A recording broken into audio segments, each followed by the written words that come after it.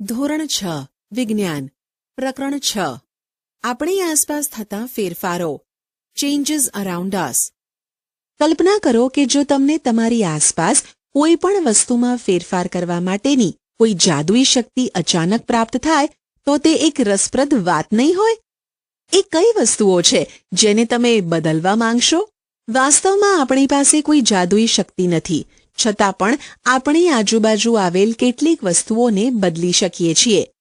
શું તમે એવી વસ્તુઓની યાદી બનાવી શકો છો જેને તમે કોઈ પણ જાદુઈ પ્રયોગ કર્યા વગર બદલી શકો છો? આપણી આજુબાજુ ઘણા બધા ફેરફાર પોતાની જાતે જ થતા રહેતા હોય છે. ખેતરમાં પાક સમયાંતરે બદલાતો રહે છે. પર્ણો રંગ બદલે છે અને સુકાઈને વનસ્પતિ પરથી ખરી પડે છે. પુષ્પો ખીલે છે અને કરમાય છે. શું કોઈ ફેરફાર આપણા શરીરમાં પણ થાય છે? તમારા નખ વધે છે, તમારા વાળ વધે છે, તમે વધીને લાંબા થાવ છો. આ બધું વધવાની સાથે તમારું વજન પણ વધે છે. શું તમને અગાઉ એવો અનુભવ થયો છે કે તમારી આજુબાજુ પ્રત્યેક સમય ઘણા બધા ફેરફારો થતા રહે છે? શું કેટલાક ફેરફારોને એકસાથે જૂથમાં મૂકી શકાય? આપણે વિવિધ પ્રકારના ફેરફારોને જૂથમાં કેવી રીતે મૂકી શકીએ છીએ? તેમાં કદાચ જો કોઈ સમાનતા મળે તો આપણને સહાયતા થશે. શું બધા જ ફેરફારોને હંમેશા ઉલટાવી શકાય છે? Can all changes always be reversed? પ્રવૃત્તિ 1. એક ફુગ્ગો લો અને તેને ફૂલાવો. સાવધાની રાખો કે ફૂટી ન જાય. ફુગ્ગાનો આકાર તેમજ કદ બદલાઈ ગયો છે. હવે તેમાંથી હવા કાઢી નાખો. પ્રવૃત્તિ 2. એક કાગળનો ટુકડો લો અને તેને આકૃતિ 6.2 માં દર્શાવ્યા મુજબ વાળો.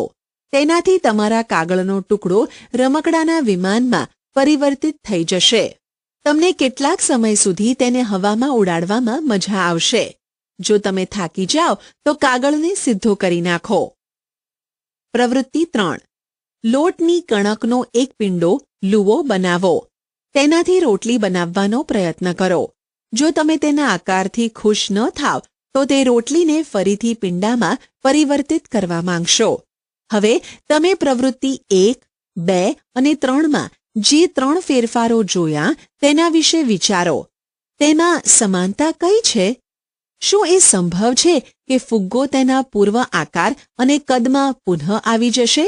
શું કાગળનું કદ વિમાન બનાવતા પહેલા અને પછી સમાન રહે છે? શું ગુંદેલા લોટમાંથી ફરી પિંડો બનાવવો સંભવ છે? તમે શું તારણ કાઢ્યું? શું આ ત્રણેય પ્રવૃત્તિઓમાં એ સંભવ છે કે જે પદાર્થો દ્વારા પ્રવૃત્તિની શરૂઆત કરવામાં આવી હતી તે પદાર્થોને પુનઃ પ્રાપ્ત કરી શકાય છે? જો હા, તો તેનો અર્થ એ છે કે જે ફેરફારો આ પ્રવૃત્તિઓમાં થઈ રહ્યા છે તેને પુનઃ પૂર્વ સ્થિતિમાં લાવી શકાય છે. ચાલો આ જ પ્રવૃત્તિઓને અલગ રીતથી કરીએ. પ્રવૃત્તિ 4. એ જ ફુગ્ગો લો જેનો ઉપયોગ પ્રવૃત્તિ 1માં કર્યો હતો. તેને તેના પૂર્ણ કદ સુધી ફૂલાવો તથા તેના મુખને દોરી વડે બાંધી દો. તે ફુગ્ગાને તમારી અણીદાર પેન્સિલથી જરાક દબાવો. અરે, તે ફૂટી ગયો. પ્રવૃત્તિ 5. હવે એ જ કાગળનો ટુકડો લો જેનો ઉપયોગ પ્રવૃત્તિ 2માં કર્યો હતો. તેની ઉપર એક વિમાનનું રેખાચિત્ર દોરો તથા તેને બહારની રેખાથી કાપો. પ્રવૃત્તિ 6. લોટની કણકમાંથી પિંડો લુવો બનાવીને તેને વેલણની મદદથી રોટલી બનાવીને તવા પર શેકો. હવે તમને એ જ 3 પ્રશ્નો પૂછવામાં આવે જેનો જવાબ તમે પ્રવૃત્તિ 3 કર્યા બાદ આપ્યો હતો, તો હવે તેનો જવાબ કયો હશે?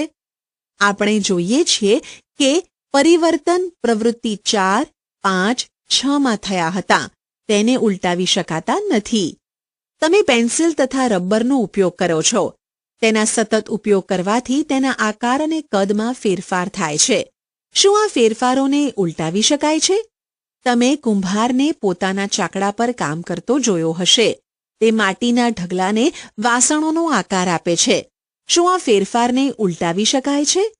હવે તે માટીના વાસણોને ભઠ્ઠીમાં શેકે છે. તો શું હવે આ ફેરફારોને ઉલટાવી શકાય છે? ફેરફારોને ઉલટાવી શકાય છે કે નહીં તે પણ તેના જૂથ બનાવવા માટેનો એક રસ્તો છે. કોષ્ટક 6.1 કેટલાક સામાન્ય ફેરફારો. ફેરફાર ઉલટાવી શકાય છે. કાચા ઈંડામાંથી બાફેલ ઈંડું, હા કે ના. ખીરામાંથી ઇડલી, ભીના કપડામાંથી સુકાયેલા કપડાં, ઊનના દોરામાંથી બનાવેલ સ્વેટર, અનાજમાંથી બનાવેલો લોટ, ઠંડા દૂધમાંથી ગરમ દૂધ, સીધી દોરીમાંથી ગૂંચવાયેલી દોરી, કળીમાંથી પુષ્પ, દૂધમાંથી પનીર, ગાયના છાણમાંથી બાયોગેસ, ખેંચાયેલ રબર બેન્ડમાંથી સામાન્ય કદનું રબર બેન્ડ, થીજેલા આઈસ્ક્રીમમાંથી પીગળેલો આઈસ્ક્રીમ. 6.2 શું ફેરફાર કરવા માટેની અન્ય કોઈ રીત હોઈ શકે છે? Could there be other ways to bring the change? આપણે સૌએ માટી ખોદવાવાળા ઓજાર જોયા હશે. શું તમે આ ઓજારોમાં જોયું છે કે લોખંડના ફલકને કેવી રીતે લાકડાના હાથામાં ફિટ કરવામાં આવે છે? આ ઓજારોમાં લોખંડના ફલકમાં એક વલય રિંગ હોય છે, જેમાં લાકડાનો હાથો ફિટ કરવામાં આવે છે. સામાન્ય રીતે આ વલયનો વ્યાસ લાકડાના હાથાના ઘેરાવા કરતાં સહેજ નાનો હોય છે. હાથાને વલયમાં ફિટ કરવા માટે વલયને ગરમ કરવામાં આવે છે, જેનાથી તેનું કદ મોટું થઈ જાય છે, ફેલાઈ જાય છે. હવે સરળતાથી હાથો તેમાં ફિટ કરી દેવામાં આવે છે. જ્યારે વલય ઠંડુ થાય છે ત્યારે તે સંકોચાઈ જાય છે, જેનાથી તે હાથામાં ફિટ થઈ જાય છે. આવા જ પ્રકારના ફેરફારોનો ઉપયોગ બળદગાડાના લાકડાના પૈડા પર લોખંડની વાટ ફિટ કરવા માટે પણ કરવામાં આવે છે, જેવું કે આકૃતિ 6.7માં બતાવવામાં આવેલ છે. ધાતુની વાટને લાકડાના પૈડાના ઘેરાવાથી સહેજ નાની બનાવવામાં આવે છે. ગરમ કરવાથી વાટ પૈડા પર ફિટ થઈ જાય છે. જ્યારે આપણે પાણીને વાસણમાં ગરમ કરીએ છીએ ત્યારે થોડા સમય બાદ તે ઉકળવાનું શરૂ થઈ જાય છે. જો આપણે તેને સતત ગરમ કરીએ તો વાસણમાં પાણીની માત્રા ઘટવાની શરૂ થઈ જાય છે. પાણી વરાળમાં રૂપાંતરિત થઈ રહ્યું છે. પ્રકરણ 5ની પ્રવૃત્તિ 7માં તમે જોયું કે પાણીની વરાળને ઠંડી કરતાં તે પ્રવાહી પાણીમાં પરિવર્તિત થાય છે. આપણે સૌએ બરફને ઓગળતો જોયો છે. ગરમ કરવાથી બરફ ઓગળે છે. તે શામાં પરિવર્તિત થાય છે? શું તે પાણીને ફરીથી બરફમાં ફેરવી શકીએ છીએ? ચાલો કેટલાક બીજા પરિવર્તનોને જોઈએ. બુજોએ અવારનવાર જોયું છે કે રસ્તાના સમારકામ માટે રસ્તો બનાવનાર કામદારો વડે કાળા પદાર્થ ડામરને ગરમ કરવામાં આવે છે. તે જાણવા માંગે છે કે ગરમીથી ડામરમાં જે પરિવર્તન આવ્યું છે તે ઉલટાવી શકાય તેવું છે. પહેલી જાણવા માંગે છે કે શું તમે લુહારને ક્યારેય ઓજાર બનાવતા જોયા છે? લોખંડના ટુકડાને લુહાર કેવી રીતે વિભિન્ન ઓજારોમાં ફેરવે છે? લોખંડના ટુકડાને ત્યાં સુધી ગરમ કરવામાં આવે છે જ્યાં સુધી તે લાલચોળ ન થઈ જાય. જ્યારે તે નરમ થઈ જાય છે ત્યારે તેને ટીપીને ઈચ્છા અનુસાર ઓજારનો આકાર આપવામાં આવે છે. ગરમ કરવાથી લોખંડમાં શું ફેરફાર થયો? પ્રવૃત્તિ 7. એક નાની મીણબત્તી લઈને તેને લંબાઈ ફૂટપટ્ટી વડે માપો. તેને યોગ્ય સ્થાન પર રાખીને સળગાવો, પ્રગટાવો. કેટલાક સમય સુધી તેને સળગવા દો. હવે મીણબત્તીને ઓલવી નાખો તથા ફરીથી તેની લંબાઈ માપો. શું મીણબત્તીની લંબાઈમાં થયેલા પરિવર્તનને ઉલટાવી શકાય છે? જો આપણે થોડુંક મીણ વાસણમાં લઈને તેને ગરમ કર્યું હોત તો શું આ ફેરફારને ઉલટાવી શકાયો હોત? પ્રવૃત્તિ 7ને મીણબત્તીના સ્થાને અગરબત્તી લઈને પુનરાવર્તિત કરો. તે સંપૂર્ણ સળગી જાય નહીં ત્યાં સુધી રાહ જુઓ. અગરબત્તીમાં શું ફેરફાર જોવા મળ્યો? અગરબત્તી સળગવાથી કોઈક નવા પદાર્થ બને છે. તે રાખ અથવા વાયુ સ્વરૂપે હોય છે. આપણે આ વાયુઓને જોઈ શકતા નથી, પરંતુ તેની સારી સુવાસનો અનુભવ કરી શકીએ છીએ. શું આ ફેરફારને ઉલટાવી શકાય છે? તેવી જ રીતે દિવાસળીની સળીમાં શું બદલાવ આવ્યો કે જેનો ઉપયોગ મીણબત્તી સળગાવવા માટે કરવામાં આવ્યો હતો? અત્યાર સુધી આપણે કોઈ વસ્તુઓ અથવા તેના પદાર્થમાં થતા ફેરફારો જોયા. જ્યારે બે પદાર્થો એક મિશ્રણ સ્વરૂપે હોય ત્યારે તેમાં થતા ફેરફારો કેવા હશે? પ્રકરણ 4માં આપણે મીઠાને પાણીમાં ઓગાળ્યું હતું. તો તમારા મતાનુસાર પાણી અથવા મીઠામાં કોઈ ફેરફાર થયો હતો? શું આ ફેરફારને ઉલટાવવો શક્ય છે? પ્રકરણ 5ની પ્રવૃત્તિમાં મીઠાના દ્રાવણને ગરમ કરીને મીઠું પ્રાપ્ત કર્યું હતું. આથી આપણે એવું કહી શકીએ કે મીઠાને પાણીમાં ઓગાળવાથી થતા ફેરફારને ઉલટાવી શકાય છે.